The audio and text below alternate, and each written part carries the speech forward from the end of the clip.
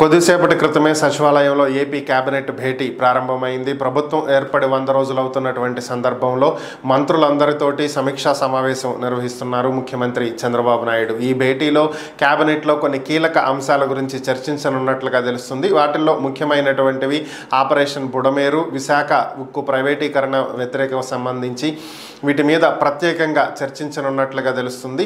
అలాగే ఈ 100 రోజుల పరిపాలనలో మంత్రులు శాఖలలో జరిగినటువంటి ఏవైనా సరే కొత్తగా నిర్ణయాలు తీసుకున్నామా, కొత్తగా ఏమైనా అమలు చేశామా, ప్రజలకు ఏ మేరకు ఏ శాఖలో ఎక్కువగా లబ్ధి చేకూరింది, ఈ శాఖాపరమైనటువంటి అంశాలను శాఖల వారీగా ప్రోగ్రెస్ రిపోర్ట్లను ఆయా శాఖల మంత్రులకి ఇవ్వనున్నట్లుగా తెలుస్తుంది. అలాగే ఈ 100 రోజుల్లో ప్రభుత్వం సాధించినటువంటి విజయాల గురించి గడప గడపకు వెళ్ళి ప్రజాప్రతినిధులు, ఎమ్మెల్యేలు, మినిస్టర్లు ప్రజలకు తెలియచేయాలి అనేటువంటి ఒక కార్యక్రమాన్ని ప్రారంభించబోతున్నట్లుగా తెలుస్తుంది. గత ప్రభుత్వం కూడా ఈ గడప గడపకు మన ప్రభుత్వం కార్యక్రమాన్ని చేపట్టిన విషయం అందరికీ తెలిసిందే.